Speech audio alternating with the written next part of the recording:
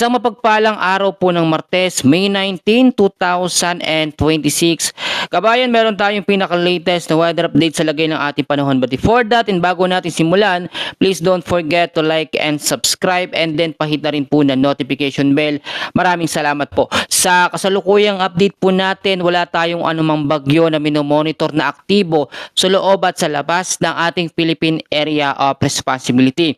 Ang weather system na nakakaapekto ngayon sa Luzon, Visayas at Mindanao ay ang ITCC, Intertropical Convergence Zone, Easterlies at mga localized thunderstorms. So alamin natin yung mga lugar na maaapektuhan ngayong araw po ng Martes. Sa atin po tinatawag na forecast weather condition sa area po ng Zamboanga Peninsula, BAR-MM, Sorsogon, kasama po ang Davao Oriental, Davao Occidental. Ang weather condition po sa mga lugar na yan, cloudy skies ang aasahan na may scattered rains and thunderstorms lalo na po bandang hapon at sa gabi dahil po sa ITCC o Intertropical Convergence Zone. When we say ITCC, ito po yung salubungan ng hangin sa northern and sa southern hemisphere na nagkakaroon po ng reaksyon na pag-uulan bandang hapon. Sa parte naman po ng area ng Visayas, nalalabing bahagi po ng Luzon, ang lagay ho ng panahon dyan ng partly cloudy to cloudy skies po ang aasahan na meron pong mga isolated rain showers or thunderstorms dahil sa easterlies.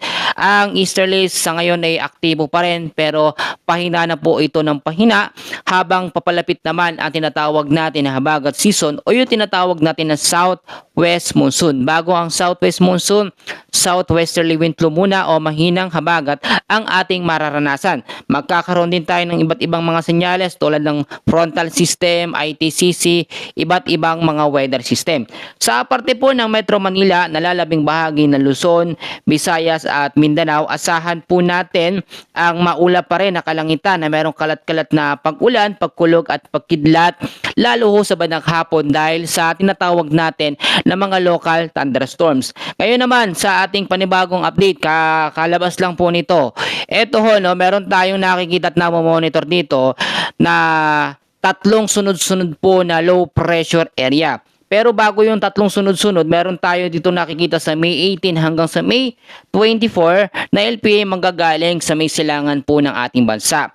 And then pagdating ng May 25 hanggang sa May 31, tatlong sunod-sunod na low pressure area. So parang ang mangyayari, tatlong sunod-sunod po na banta ng bagyo. Which is kung titignan naman natin lahat po ng tatlong LPA na yan, puro low chance naman yung category para maging bagyo o tropical depression. So sa ngayon hindi naman natin yan dapat pangambahan or katakutan pero kinakailangan natin maging handa, no? Ngayon ay silipin natin ng mabilisan. Ito po yung extension ng update natin para sa mga naguguluhan. Silipin natin yung ating pinaka-live na mapa at makikita nyo mabuti. Sa ngayon ho ay sariwa tayo at wala tayong aktibong bagyo o LPA na minomonitor sa loob ng ating bansa. Ito nakikita nyo, yan yung dating bagyong Kaloy na wala namang naging epekto talaga. Nasa labas yan ng paro, walang direktang epekto pero sa loob ng ating Philippine Area of Responsibility, wala tayong nakikita ang aktibong LPA. Bagamat meron tayong iba't ibang weather system tulad dito sa may silangan po ng Mindanao, nandyan ang epekto ng ITCC o Intertropical Convergence Zone. Ganun din ang easterlies dito sa may silangan ang bahagi ng Visayas, ganun din ang tinatawag natin, no, na frontal system, yung cold and hot air mass na nagagaling dyan po simula sa extreme northern Luzon. Bagamat halos wala din naman masyadong epekto, ito nga pong frontal system, easterlies at ito namang ITCC, yan naman ang magiging development para mabuo po ang tinatawag natin na southwesterly wind flow o mahinang habagat. Pag sinabi natin na mahinang habagat, yan po minsan nagkakaroon tayo ng development dito po sa may bandang kanluran po ng ating bansa o malapit sa kanlurang bahagi ng Palawan. Ngayon naman, kapag meron na tayong tinatawag na southwest monsoon o hanging habagat, mas matataas na ang tsansa ng mga bagyong mabubuo sa labas ng ating bansa. Tulad na lamang sinabi ko doon sa tropical cyclone threat potential natin, yung tatlong LPA magsisimula yan dito. Kung makikita nyo, meron na tayong namomonitor ng mga sirkulasyon ng hangin dyan. Ngayon, bakit ba dito magsisimula o bakit dito dadaan sa may silangang bahagi ng Visayas? Ito nga pong tatlong LPA at magkakasunod pa. Dyan po kasi sinusundan ng sama ng panahon na yan, tatlong LPA na yan, ang hangin po na na-create ng ITCC o Inter tropical convergence. So yun po yung hangin kasi no sa northern and southern hemisphere. Kapag yun po ay nagtagpo, nagiging ITCC yun. And then doon naman yung chance o pagkakataon ng mga cloud cluster o kumpol ng kaulapan para magkaroon ng direksyon papalapit sa ating Philippine Area of Responsibility.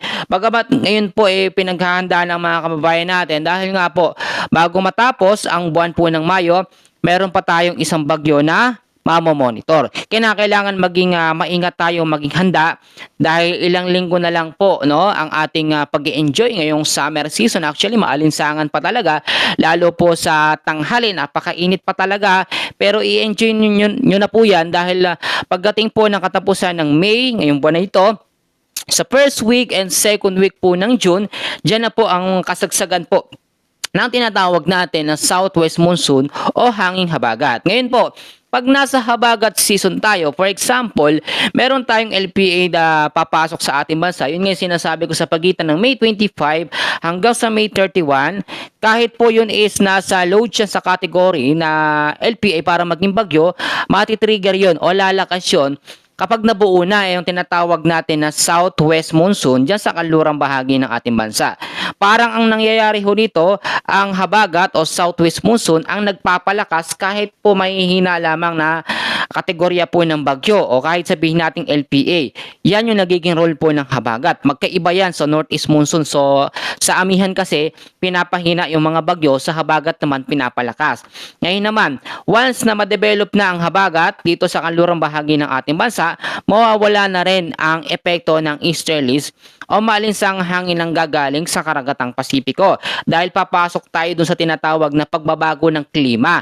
Kung minsan nararamdaman natin sobrang mainit, sobrang maalinsangan, magbabago ho yun kapag pumasok na ang habagat. Baka sabihin nyo, sana naman uminit o umaraw naman. Hahanapin naman natin ang tag-init kapag ka nagkaroon na ng sunod-sunod po na mga pag-uulan dulot po ng mga tinatawag natin localized thunderstorms, ITCC, shoreline, frontal system, ito pong southwesterly wind low, southwest monsoon, yan ang magbibigay. So iba't ibang weather system ang ating mararanasan po pagpasok po ng first week ng June. Diyan po talagang simula. Kung titignan naman natin sa ating pong tropical cyclone threat potential, yung sinasabi ko po na tatlong LPA, sa tatlong LPA na yan, wala naman dyan nakikita na banta na magiging super typhoon o malakas na bagyo. When we say kasi malakas na bagyo, yun yung pasok sa typhoon hanggang sa super typhoon category na nakakatakot po talaga. Yung meron tayong life-threatening na lakas na hangin. Nakakatakot yun. So eto din, ang habagat po, yung sinasabing banta ng Super El Nino sa late o pagkatapos po ng taon ng 2026, pwedeng mapahina yon ng habagat or ng southwest monsoon. Magdedepende pa rin tayo sa iba't ibang weather model kung magbabago yung sistema. Kaya kailangan lagi kayong mag-antabay